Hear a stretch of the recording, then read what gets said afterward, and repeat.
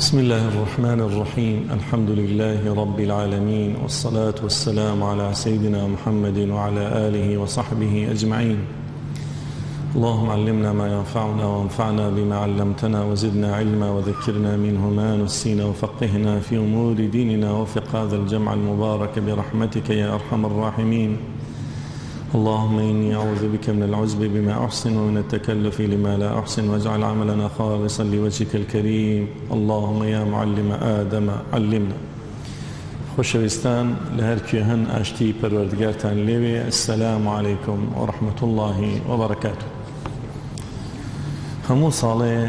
لە مانگی مەولودا و پێش مانگی مەولودیش لە نێوان موسڵماناندا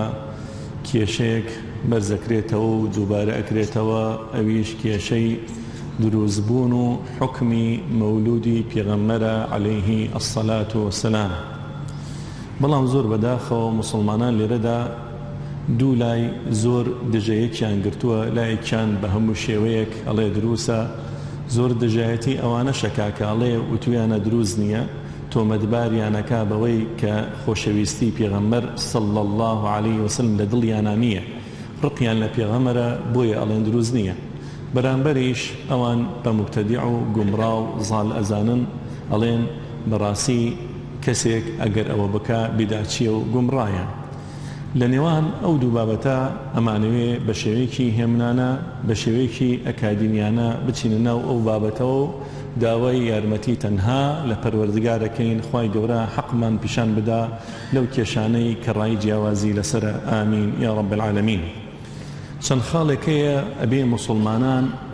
یەکدەنگ بن تێیدا لەم بابەتەیە. خاڵی یەکەم، کێشەی مەولود دروسە یان دروست نییە، ئەمە کێشەیەکی قەتعی یەکلاکراوە نییە. کێشەیەکی قەتعی یەکلاکراوە نییە. ناتوانی بە شێوەیەکی ڕەها و قەتعی بڵێ 100% دروسە، ناتوانی بە شێوەیەکی قەتعی و ڕەها بڵێ 100% دروست نییە. لای خۆت 100% بۆ دروست بووە، بەڵام ئەگەر بڵێ ئەمە قەتعیە و 100% کێشەی زۆرت بۆ دروستەکە.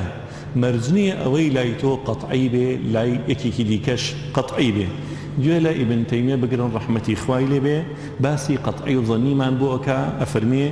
كونه أي القول عند المستمع معلوما أو مظنونا أو مجهولا أو قطعيا أو ظنيا أو يجب قبوله أو يحرم أو يكفر جاحده أو لا يكفر، فهذه أحكام عملية تختلف باختلاف الأشخاص والأحوال. الله بابتك بلايتو قطعية يان ظنية يان زانراوة يان مجهولة، أما بابتك لكسك وبو كسكي ديكا أقنجي لبارودوخك وبو بارودوخك ديكا أقنجي. إن جادواي أوا الله هر كسك كوشش بكا بوي بقى تحق، بلام نيبيكي بهشي ويق لا إخوا گوناهبار و تاوانبار نابێ. با هەڵەیش بکە لە مەسائلی عەقەدیشە، لە مەسائلی ئوسولا بێ یان فروعا بێ. أفرمي من كان مؤمنا مجتهدا في طلب الحق وأخطأ، هر كسي بروادار بي وبقر بشون حقا بلام حق ندوزيتوا، فإن الله يغفر له خطأه. أوا پروردگار هلكي لي خوش بي كائنا ما كان، هلكي تشي ببابي جونا داتي، هلكي تشي أبيت بابي كائنا ما كان، يعني هلكي نخوي، سواء كان في المسائل النظرية بابة التيوريا كان أو العملية بابة عملي وبراكتيكيا كان. هذا الذي عليه أصحاب النبي عليه الصلاة والسلام وجماهير أئمة الإسلام. أفرمي أعمية مذهبي صحابي بيغمر عليه الصلاة والسلام جماهيري أئمة الإسلام. لجيكي ديكالي أوي بلي هركز هلبك لبابتك عقيدة بي يانا عقيدة بي، بابتك قطعي بي ينظني بي قناه بارا. أفرمي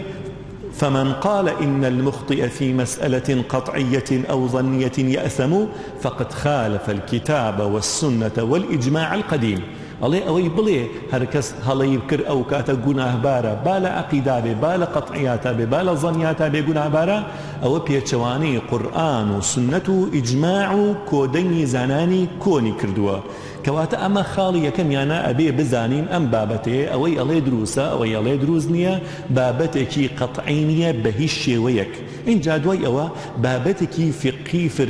فەرعیە بابەتێکی فقهی فەرعیە پەیوەندی بە عەقیدە و بیر و باوەڕەوە نییە. هەندێک شتەکرێ لە مەولودا هاوارکردنە غەیری خوا بۆ نمونە یاخۆ هەندێ منکرات و ئەمانە هەندێکیان ئەچێتە بابەتی عەقیدەوە، بەڵام ئێمە باسی مەولودێک ئەکەین کە دوور بێ لە گوناه، دوور بێ لە شرکیات و کوفر و گومڕایی. اینجا دوای ئەوە خاڵی دومیش ئەوەیە ئەبێ بە هیچ شێوەیەک خۆت نزیک نەکەیتەوە لە گومڕاکردنی بەرامبەر کە ڕەئی جیاوازی هەیە لە مەولودا. بۆ چونکە کاتێ مەولود داهێنرا، ئەڵێم داهێنرا چونکە نەبووە لە پێشە، کاتێ مەولود داهێنرا کۆدەنگی زانایانی لەسەر بوو کە دروسە، بەڵام ئەو کۆدەنگیە نابێتە حجە لەبەر ئەوەی کۆدەنگی سکوتیە، ئیجماعی سکوتیە. ئیجماعی سکوتیش حجەیەکی ظەنیە. زۆربەی زانایان بەڵکو هەموو زانایان کە ئەوەی گەشت بێتە لای ئێمە هەواڵ و خەبەریان فەرموویانە دروسە. ئیبن حەجەری عەسقەلانی، ئیمامی سیوطی، ئیمامی سەخاوی، حافظی عێراقی، زۆر لە زانایان فەرموویانە دروسە و کتێبیشانە سەرداناوە. ماوەیەکی زۆری تێپەڕان ئەو بابەتەیە کە زانانی هیچ کێشەیەکیان نەبوو. ئەو کاتێ ڕەحمەتی خوای لێبێ ئیمامی شاطبی فەرمووی بیدعەیە. ئیمامی شاطبی فەرمووی بیدعەیە کە تۆ ئەیکەیتە بابەتێکی قەطعی ئەبێ بزانی منکری قەطعی کافرە. منکری قەطعی کافرە. جورئەتەکەی بڵێ ئیبن حەجەری عەسقەلانی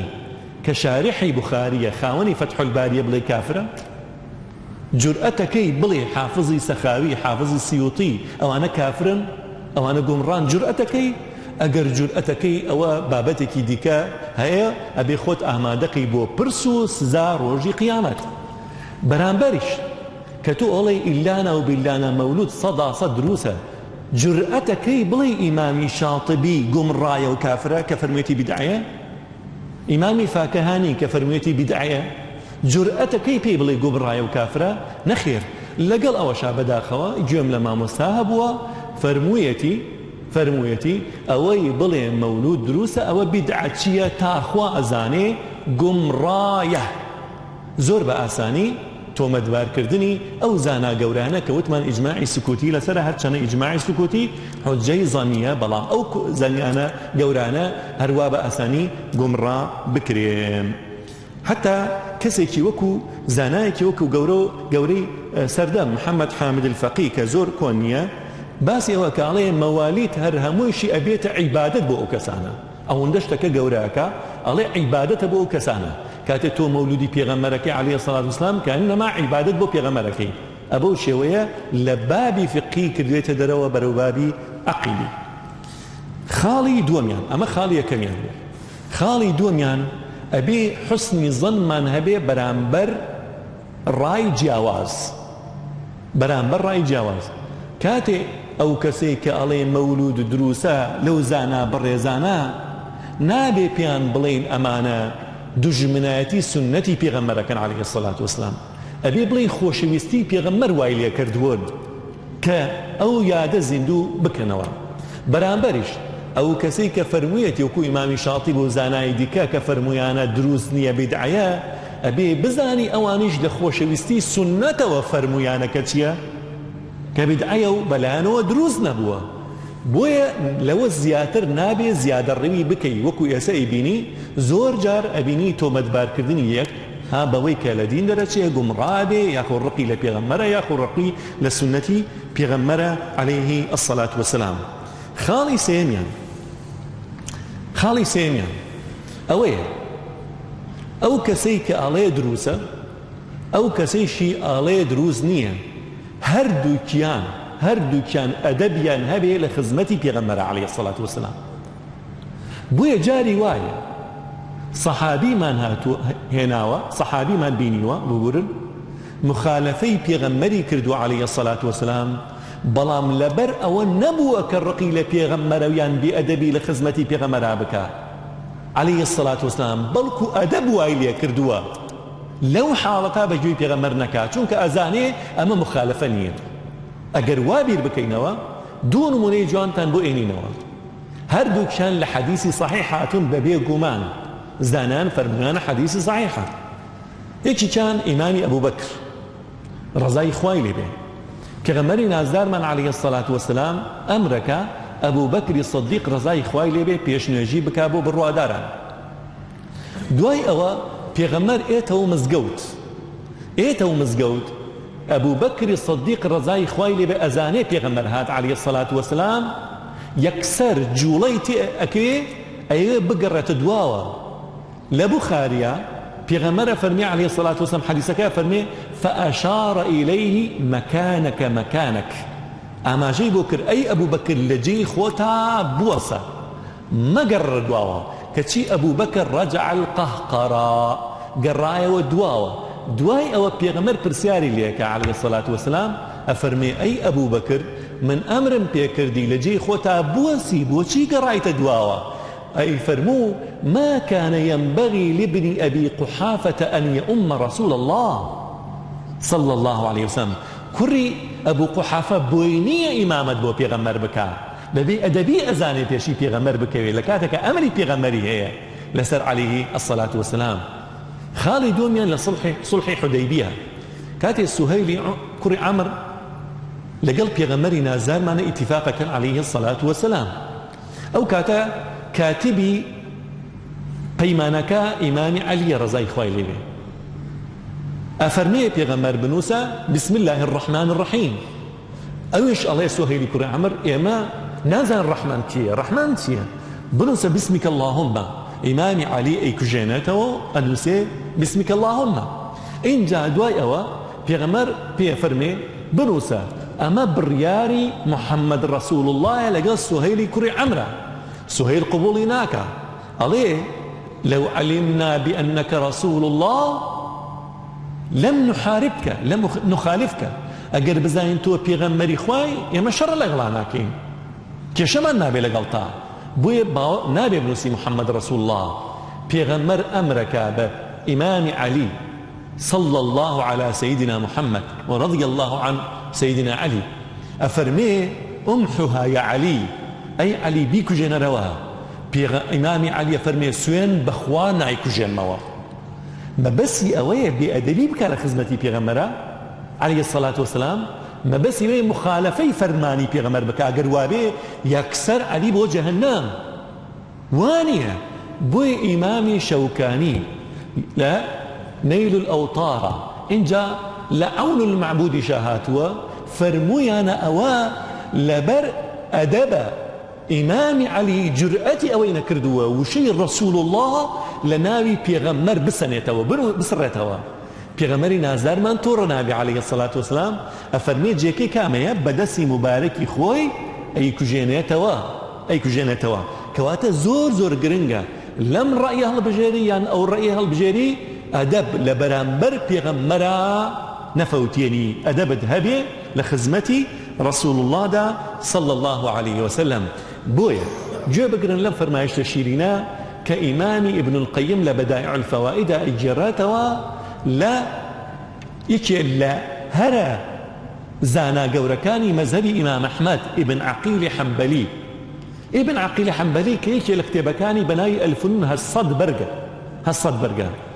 إمامي ابن القيم أجراتوا لي أفرمي برسياري ليكرا آية كعبة بيروزة يعني حجري شريفة كبيغمريتي عليه الصلاة والسلام ابن عقيل حنبلي لغلام دا أفرميه إن أردت مجرد الحجرة فالكعبة أفضل أجر ما بس تنها دار ديوارتي حجرية كعبة بيروزتر لحجري شريفة على ساكن الصلاة والسلام وإن أردت وهو فيها أجر ما بس حجركي وبيغمريتي عليه الصلاة والسلام فلا والله نخير لا والله بيغمر بيروسر لكعبة نكوش ولا العرش وحملته ولا جنة عدن ولا الأفلاك الدائرة لأن بالحجرة جسدا لو وزن بالكونين لرجح أفرمنا بخوا نكعبة نعرش نحملتي عرش فريش لكان كعرش يعني هالقرتوها نهمو كون ناقنا آستو بلو بايي أولا شبيروزيك لنا حجرة كداية عليه الصلاة والسلام چونك لشكي تايا أقر بخرة تايترازويك همو كون بخرة تايترازويك تايترازوي أولا شقر ستربيه ئاوا پێغەمبەریان خۆشویستووە عليه الصلاة والسلام. خاڵێکی دیکەش کە ئەبێ کۆدەنگ بینتیایە،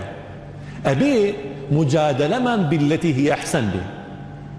خوای گەورە فەرمێ ادع إلى سبيل ربك بالحكمة والموعظة الحسنة. موعظة ئەوەیە کە من قسە بۆ ئێوەکەم، ئێوە باوەڕتان بە قسەقی من هەیە، ئەوە گرنگە کە حەسەنە بێ، بەڵام هەر کاتێ ئەگاتە ئاستی مجادلە تۆ باوەڕ بە قسەکانی من ناکەی، بێتە جیدالمان، حەسەنە حرامە بێ، ئەبێ بێتە چی؟ ئەحسەن، باشترین شێوە. اینجا فەرمێ وجادلهم بالتي هي أحسن. اینجا سەری دیالۆکی مسلمانان کە بزانە نە حەسەنە و نە ئەحسەنە لەو بابەتانەدا. خاڵێکی دیکەش ئەوەیە واجب و ئەرکی سەرشانی گڕ بشت بڕوادارێکە دڵخۆش بێ بە لەدایکبوونی پێغەمبەر عەلەیهی السەڵاتو وەسەلام. باوەڕ ناکەم مسلمانێک هەبێ خۆی بە مسلمان بزانێ دڵی خۆش نەبێ بە لەدایکبوونی پێغەمبەر عەلەیهی السەڵاتو وەسەلام. ئەو لەدایکبوونەی کە خوای گەورە منەتەکا بەسەر بڕوادارانە، ئەفەرمێکی لقد من الله على المؤمنين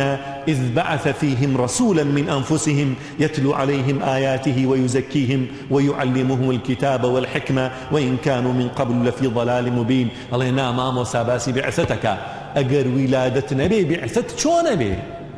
أجر ولادة نبي بعثت شو نبي. خالك ديكش كبير كودن من تيدا یادێوەری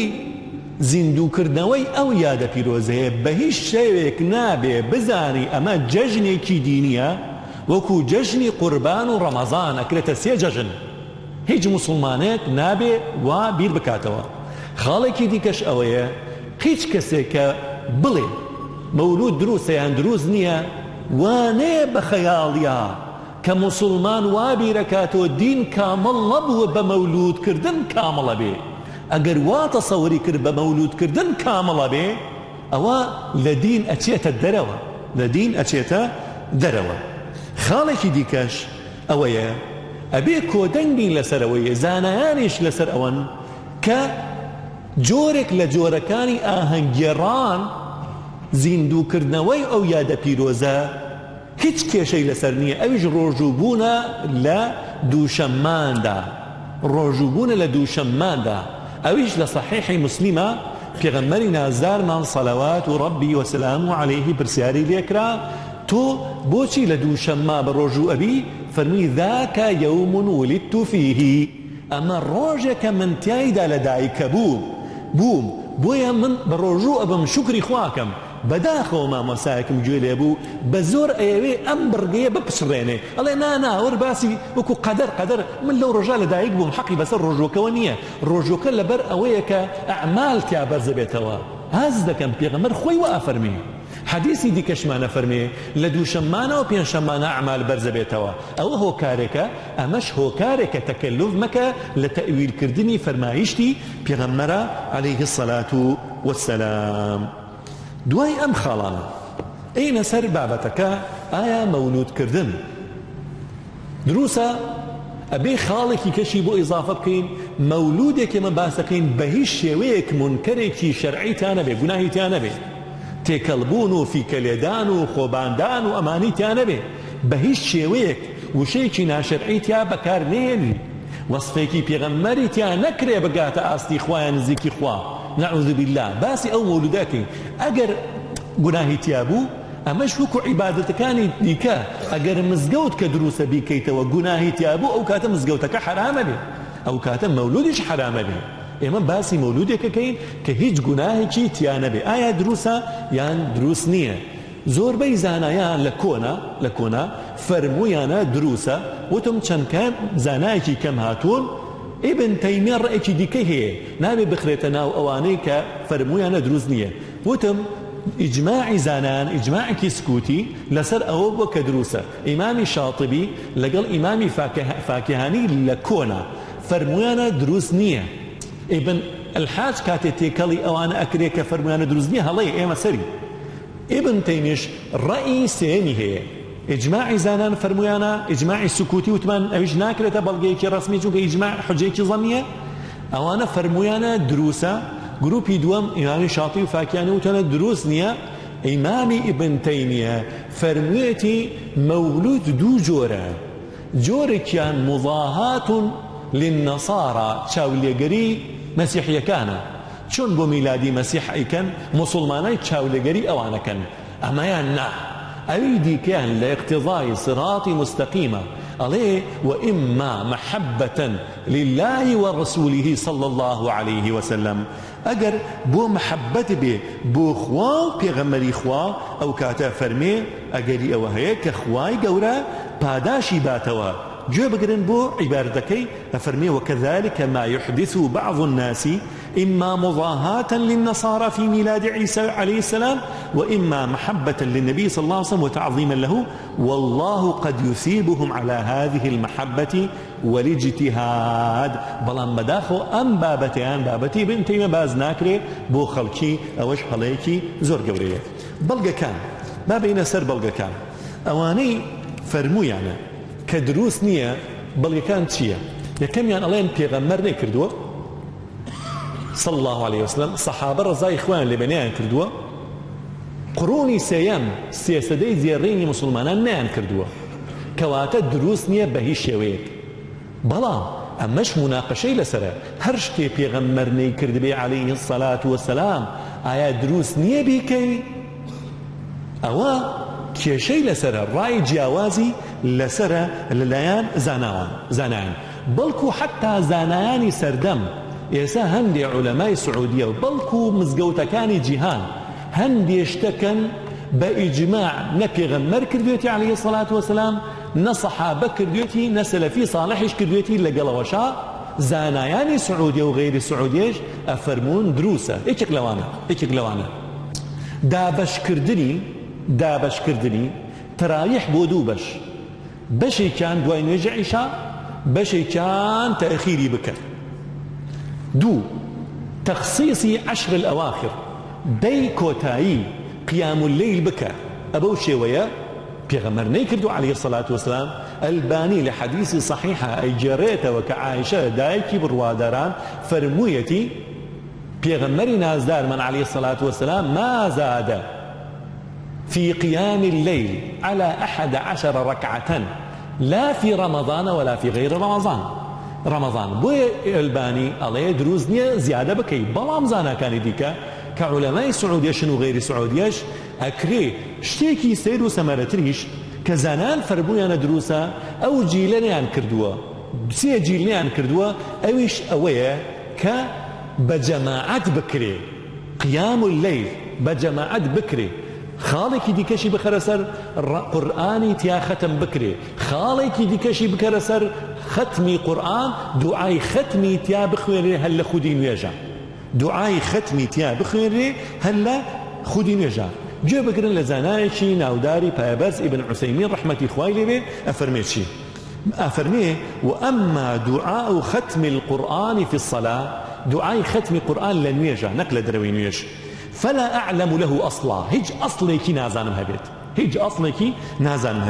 لا من سنة الرسول صلى الله عليه وسلم ولا من سنة الصحابة وغاية ما فيه الله إن سنتي بيغمر وإن سنتي صحابة عليه الصلاة والسلام أفرمي هر أوانيت يا الله إن أنسي كري مالك هركاتي قرآني تاو كردبي مالونالي خوي كو كردوتو دعاي كردوا بلام عليه أمل دروين ويجا نكلنا ويجا وهذا في غير الصلاة أما في الصلاة فليس لها أصل لكن مع ذلك هي مما اختلف فيه العلماء الله لقل وشاك نأصله نال الصحابة نال بيغمر عليه الصلاة والسلام الله زانان رأي جوازا هي رحمه الله علماء السنة لا علماء البدعة والأمر في هذا واسع الله إيش لما زور فراوانة يعني ناتو أن إنكاري بكي يعني دروسني إنكاري بكي خالك دوامش ملتقيات سنوي صالانة بورمونا زانايك بين الريزيلية بدي مؤتمري بقرا بو زاناي أما نزل زماني صحابة هبونا زماني بيغمر عليه الصلاة والسلام نزانا زماني زانا كاني دواوة كتشي بونمونا أكري لجامعة كان أكري لمجتمعات مسلمان أكري بلكو لجامعي سعودة إمام محمد بن سعودة لسعودية حافتيكي تواو ترخان كرا بو زانايك يوكو محمد كري عبد الوهاب بو يخلكي هاتن برسياريان كري وكان ريزانا يعني أري بريزان بو محمدی کوڕی عەبدولوهاب دروسە بەڵام بۆ محەممەدی کوڕی عەبدوڵڵا دروست نییە ئەمە پێوەرێکی سەقەتە بۆیە زانایانی ئەوێ وەڵامیان دایەوە وەڵامەکەشیان بەڕاستی مقنیع نییە یەک لەوانە ئیبن عوسەیمین ڕەحمەتی خوای لێوێ ئەفەرمێ چی ئەفەرمێ جیاوازی هەیە لەبەر چی لەبەرەوەی ئێمە ئەو کارەمان کردووە وامان نەکردووە تەقەڕوبا إلى الله ئەی باشە ئەگەر بەمەسن یەکە خوا لێ ڕازی بێ بۆچی ئەکەیت ئەمە زۆر هەڵەیە اینجا دوایی شەفرمێ لەبەرەوەی دووبارە نابێتەوە یعنی بەلاتەوە دروسە مەولودی پێغەمبەر بکرێ بەڵام دووبارەی نەکەمەوە یعنی من بۆن لە تەمەن ماجارێ بیکەم تۆش لە تەمەن تا جارێ بیکەی تۆش لە تەمەن تا جارێ نەخێر هەر دروست نییە ئەی باشە تۆ فەرمی لەبەرەوەی دووبارە نەبێتەوە دەی باشە منیش دووبارەی ناکەم دروسە نەخێر دروست نییە بۆیە بەڕاستی کەواتە ئەم بەڵگەیە نابێتە بەڵگە بۆ ئەوەی کە بڵێن مەولود دروست نییە بە هیچ شێوەیەک اینجا دوای ئەوە وەڵامی دلیلی دووەم بەڵگەی دووەم ئەوەیە ئەڵێ ڕۆژی لەدایکبوونی پێغەمبەر عەلەیهی سەڵات وەسەلام هەمان ڕۆژی وەفاتیەتی باشە چۆن ئەکرێت تۆ لە ڕۆژی وەفاتە دڵ و خۆش بێ بەڕاستی ئەمەش تێکەڵکردنی بابەتەکانە ئیمامی سیوطی ڕەحمەتی خوای لێبێ زۆر بە جوانی وەڵامی ئەمەداتەوە ئەفەرمێ گوێ بگرن بەگوێی دڵ گوێ بگرن ئەفەرمێ إن ولادته صلى الله عليه وسلم أعظم النعم ئەڵێ لەدایکبوونی پێغەمبەر عەلەیهی سەڵات وسەلام گەورەترین نیعمەتە بەسەر مسلمانانەوە ووفاته أعظم المصائب ئەڵێ وفاتی گەورەترین مصیبەتە بەڵام شەرع تەشجیع چیمانەکە خۆشیەکان دووبارە بکەینەوە یادیان بکەین یان ناخۆشیەکان گوێ بکرن ئەفەرمێ والشەریعة حثت على إظهار شكر النعم ئەڵێ شەریعەت هانمان بۆدا لەبەرەوەی شکری نیعمەت بکەین وأما بنعمة ربك فحدث أي وأما بمصيبة ربك فحدث هي نخير إجا أفرمي والصبر والسكون عند المصائب أمري كردوه كلكات مصيبتها آرامي من هبه وقد أمر الشرع بالعقيقة عند الولادة وهي إظهار شكر وفرح بالمولود أفرمي أمري كردو شرعي حنيف لكاتي لدايقبونا حيوان سربرني لبروي ضلمان خوش بيت إظهاري أم نعمة بكين شكري خواي قوربكين ولم يأمر عند الموت بذبح أو غيره ولا بغيره بلام لكاتي مردنا أمري نكردو حيوان سربرين شو كمصيبته بل نهى عن النياحة وإظهار الجزع أفرمي قد غي كردو شرعي حنيف كأما تبكين هاوار بكين لخومان بدين دلتنجي من أشكرا بكين بو خلق بزاني يما نارازين لا فرمايشتي خوا إن جال ابن رجب وابن رجب حنبلي وأجيريت وفرميتي كالكتيبي لطائفة لومي أو كسانين كردوا كمصيبة عاشورا زينو أكنو صالانا زينو أكنوا عليه براسي أما مخالفة بو چونك أما أمر نات ووفاتي بيغمران زينو بكينوا بيغمر من سر براوكو يحيى پێغەمبەرمان هەیە ئەوکو زەکەریا بە بشارەت کراوە پێغەمبەرانمان هەیە کوژراون پێغەمبەرمان هەیە وفات کرا وفاتێن ناکرێ بۆ هەرێکێک لەمانە ڕۆژێک دانی مناسبێ دانی زین و کەیتەوە ئەفرین بەڵام ئێمە لە شەرعا خۆشیەکان زین و ئەکەینەوە نەکچی نەک ناخۆشیەکان بەڵێ ئەمە بەڵگەکان بوو اینجا دوایەوە ئینە سەر بەڵگەی ئەوانی دیکە بەڵگەی ئەوانی دیکە پێش ئەوەش ئەڵێن بەڵگەیەکی دیکە هەیە ئەوی شەڵێ بەڕاستی مادام ئەمە نەکراوە بیدعەیە وتمان نەخێر مەرج نییە هەموو نەکراوێ بیدعە بێ ئینجا ئەڵێن مادام بیدعەشە ئەبێ گومڕایی بێ زەڵالەت بێ ئەو کاتە ئەڵێن مەرج نییە هەموو بیدعەیە کە زانایەک فەرموویەتی بیدعەیە ئەبێ گومڕا بێ ئەگەر وابێ یەک زانات بەدەسەوە نامێنێتەوە چەند نمونەیەک لەو بابەتانە بۆتان بخوێنمەوە مەجالیسی عەزا تەعزیە دانان ابن عثيمين فوزان الباني ألين بدعية أصلينيا ابن باز ابن جبرين ألين دروسة كواتا بلاي ابن عثيمين وفوزان البانيا ابن باز ابن جبرين أوانا مبتدعا كواتا بو معناه بلين قمران أتواني بلين قمران نخيرنات واني عشاء الوالدين كاتي باوك أمري دواي ماني دواي حفتيك خواردنك حيوانك سربري حيوانك سربري بو خيركي بو كيبي بو باو كدبي ابن عثيمين فرمي بدعية ابن باز وابن جبرين وفوزان أفرمون بدعانية ودروسة تخصيص يوم الجمعة لزيارة المقابر روج جمعة ترخان بكبو زيارة قبر ابن باز وابن عثيمين وفوزان أفرمون بدعية دروسنية ابن جبرين فرمي دروسة اتخاذ المسبحة للذكر تسبيح بقري بدسه وبو ذكر إخوة فوزان ألبانية فرمون دروسنية بدعية ابن باز وابن عثيمين وابن جبرين فرمون نخير دروسه وبدعش نية تكرار عملة رمضان بشيت الرمضان يعني عمر كان دوباره بكيتوا ابن عثيمين أفرمي بدعية ابن باز وفوزان لجمي دائمة لجنه دائما بو افتاء للسعوديه فرمي هيك ثانيه دعاء ختم لنويجا الباني بكر ابو زيد وابن عثيمين الين اصلينيه لابن باز وابن جبرين وفوزان امانه ابن عثيمين لقولك ديكا الين با دروسه بدء المحافل بقراءه القران كاتي اهنيك جريب قران دسبيقي بكر ابو زيد عفيفي ابن عثيمين الين اصلينيه بدايه فوزان الباني الين دروسه التمايل اثناء قراءه القران هكا جولدنجي خوش بي اواكي خوتل توا بكر ابو زيد ولجني دائما لين دروسنيه ابن عثيمين الله دروسه بدعنيه قراءه من المصحف في الصلاه يعني كاتي امامتك قران بقيري بدستوا تاعي بخوين امامت بكي البانيه فرمي بدعيه دروسنيه او انا فرمون بدعنيه دروسه ابن باز وابن عثيمين وابن جبرين وفوزان احتفالات حفاظ يعني القران حفاظ القران واني قران لبرا هنيان بو بجري نبي غمر كردوتي صحابه كردوتي امانه كشي لرا الباني كاتي فرمي دروسنيه بدعيه لجني دائمش كشي اوان اديكا ابن عثيمين وفوزان فرمون دروسنيه تقبيل المصحف الشريف قران ماجبك ابن باز وفوزان فرمون دروسه ابن عثيمين والباني ولجني دائما دروس بدعية محاربي مزقود خلافي لسربانا وكان نخير موا رسمي خطوط على فرش المساجد أو ختك إسهية الباني أفرمي بدعية ابن عثيمين وفوزان وعفيف لجني دائما هيك تانية مشكلة نية بدعنية صحابة نيان كدوة سكتة الإمام بعد الفاتحة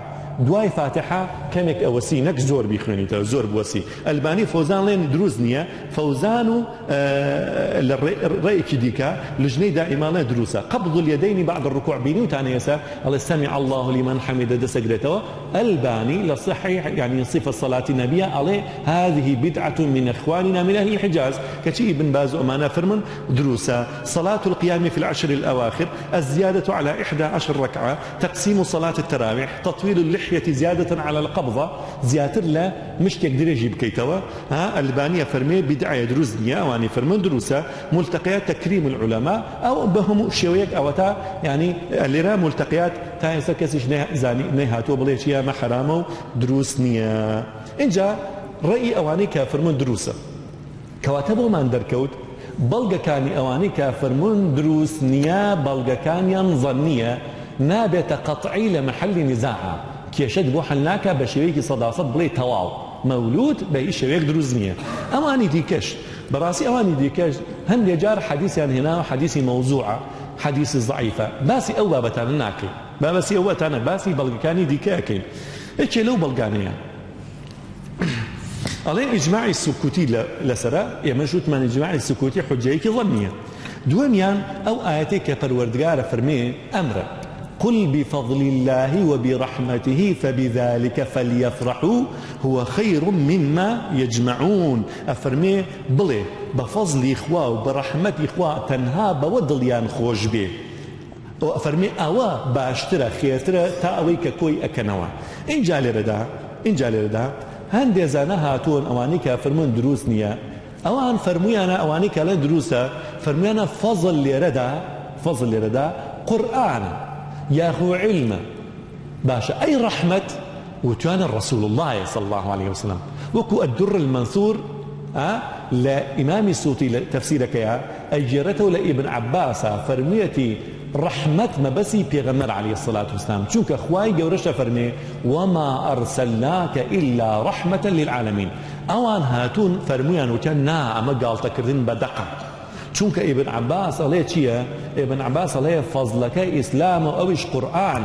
نخير إنجا هن الروايات دي كشيء لهني صحابة وتابعين دي كوك الرأي جاوز هي خواي لو دياري نكردوا دياري كردني معناك أو تفسير تمثيلي بيوتري إستو الله غير المغضوب عليهم ولا الضالين خو مغضوب يغمر فرميتي يهودا وضالين نصارى خوتنها أوانين أي باشا خوين جورا باسي قاتلي نفسك بعمدي نافر من غضب الله عليه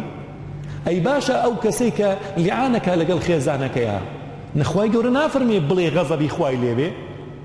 كأجر دروبك خو مرج أو بس أو تفسيري تمثيلية هذا كان بوي يا مقاعديك أصولي من هي عليه تعليق الحكم بالمشتق مؤذن بعلية ما منه الاشتقاق هركات حكم بيوث بو بشتكي مشتقوا مصدر اشتقاقك أبيتا علات اللي رد الرحمة خوي مصدره أو كات الرحمة كام رحمة بيغمر رحمة إسلام رحمة قرآن رحمة سنة رحمة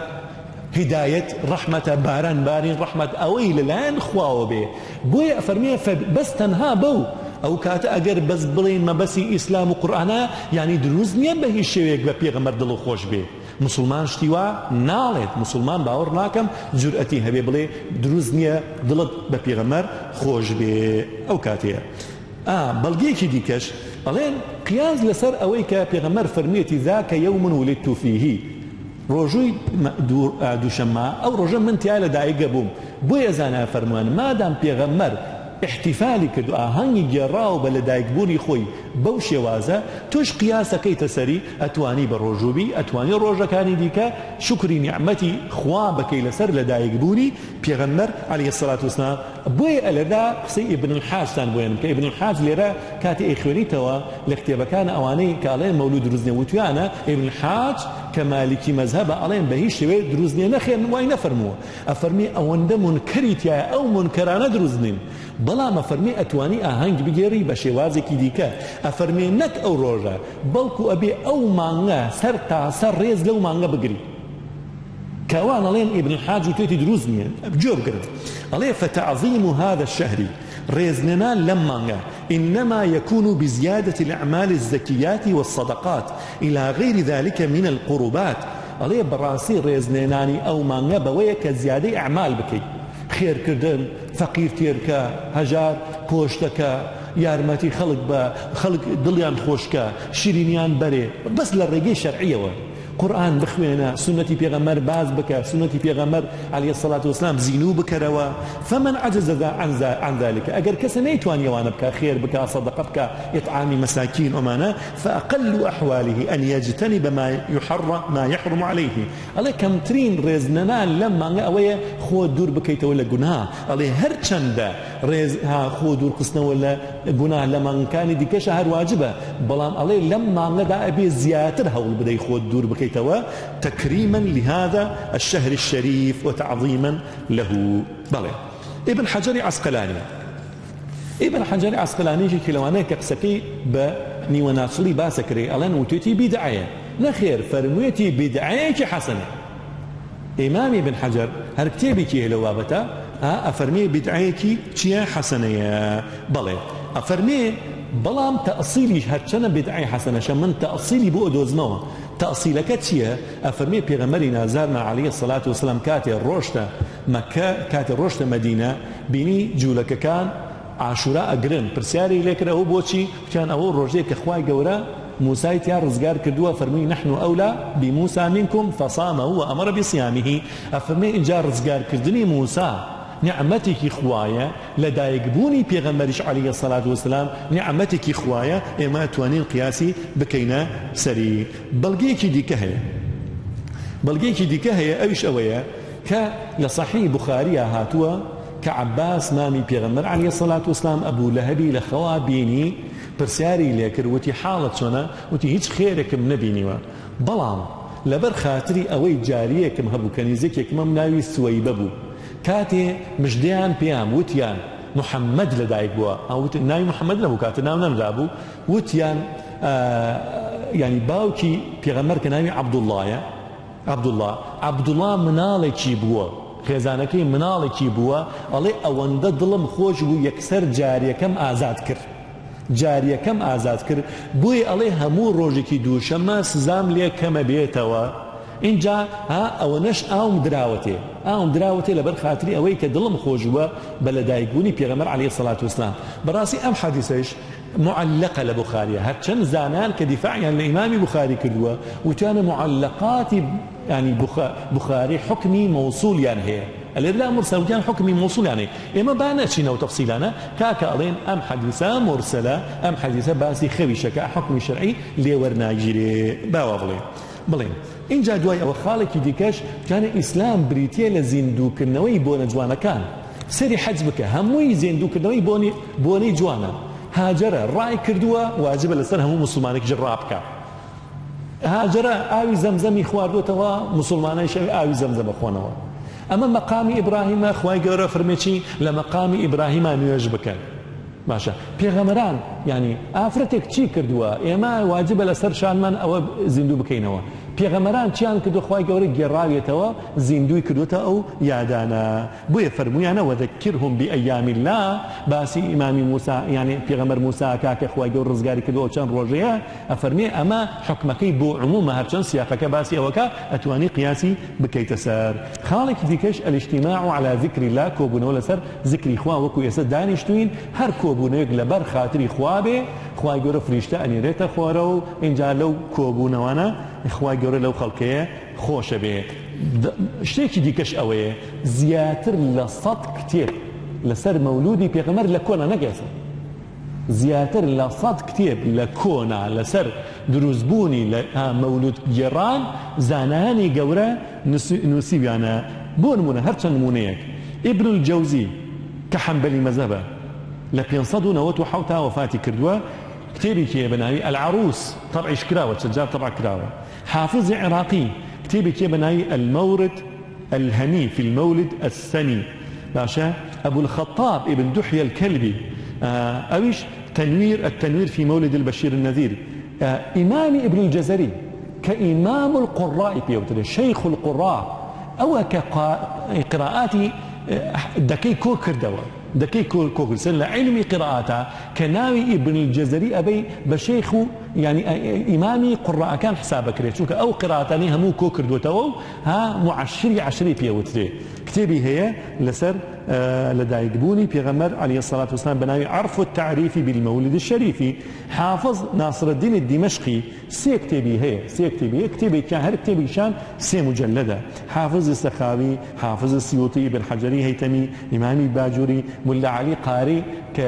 يعني خاوني شفاية شرح شفاية كردوة أوانا زياتر لوانش زور زاناني دي كشفر مويانا بوية براسي تونات واني يقلاي بكيتوا بوية مسليك ظنيها بوية بهيش شويك نابي بيكي تقطعي نابي دلي برواداران ومسلمانان برانجيني كاتي نايكا ياخو كاتي أي كآز كانم لكو تايدا أوتان بياليم كاتي باسي مولود أكري آقاد ليبي أو دقاني كزانيان فرمويانا زورتون بن برامبر مبتدع بدعتي كان لم بابتان ميهن روا لبابتي فقيان ميهن روا بون منفضي لكري عياض رحمتي خوي لبي ها الله من أحب صاحب بدعة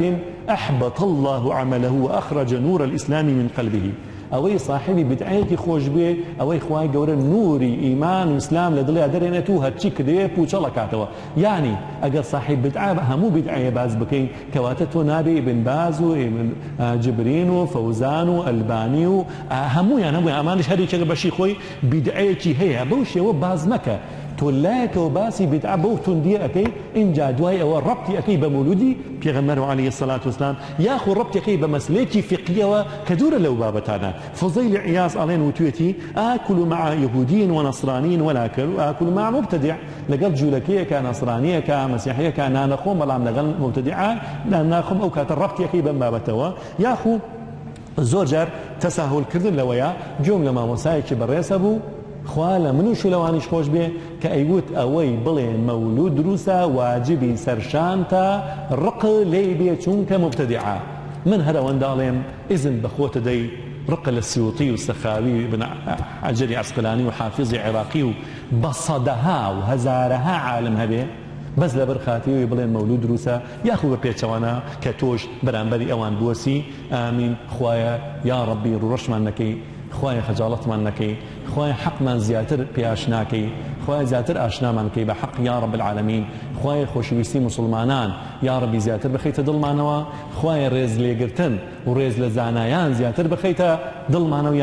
یا ربی زیاتر یارمتی من بی بوی زمان من بپارێزین لە جنێودان و سوکایەتی بە مسلمانان لە جنێودان و سوکایەتی بە زانایان یا ربی ئەم مزگەوتە و مزگەوتەکانی دیکەی کوردستان ئاوادان کەی یا ربی خوایە کوردستانمان بۆ پارێزی یا ربی کوردستانمان بۆ پارێزی یا ربی کوردستانمان بۆ پارێزی یا ربی ئەم مزگەوتە بکەیتە پێشەنگی جیهان یا ربی نوری تیا بڵاو بکەیتەوە ئامین ئامین والحەمدولله رب العالمین